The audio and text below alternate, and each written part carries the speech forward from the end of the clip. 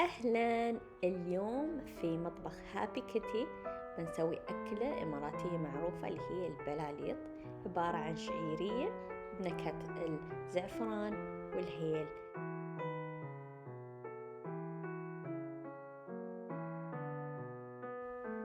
بنبدأ أول شيء نفور الشعيرية، بنحط ماي وشكر ونخلي الشعيرية تستوي. عقب في تاوة ثانية بنحط الزبدة. نحن هني مثل ما تلاحظون زيدنا شوية زيادة زبدة.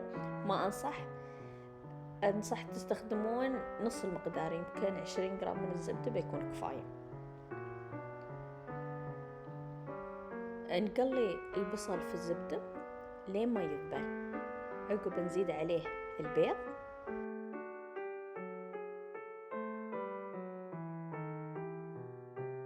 الحين هاي الخطوة اختيارية. أنا طحنت الزعفران وحطيت عليه ماء ورد، تقدرون بس تحطون عليه ماء ورد بدون ما تطحنونه.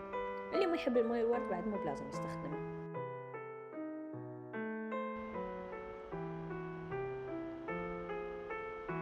عقب ما يذبل البصل، أنا ما تري عليه ما يشقر أو يتغير لونه، بس يذبل. حطيت عليه البيض وخلطته.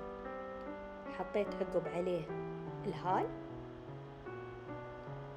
ما أحط عليه ملح ولا فلفل لأن فيه البلاليط فيه شكر. الحين أنا بضيف عليه الشعيرية اللي أوريدي طبختها، بس لازم تأكد أنه ما أطبخها بزيادة عشان ما تنهرس. فبس تبالها دقيقة دقيقتين بالكثير. أصفيها وأصبها على البيض. أخلط الحين كله مع بعض وأحط عليه الزعفران وماء الورد، وزاديت أنا هني هيل وخلطة بس لين ما يتجانس. وخلاص هذا هو البلاليط. لا تنسون تطعمون بس عشان تشوفون إذا يحتاج شكر زيادة ولا هال زيادة، تقدرون تزيدون آخر خطوة. والحين بس آخر شيء نقلي قرص بيض ونحطه فوق البلاليط حق التقديم.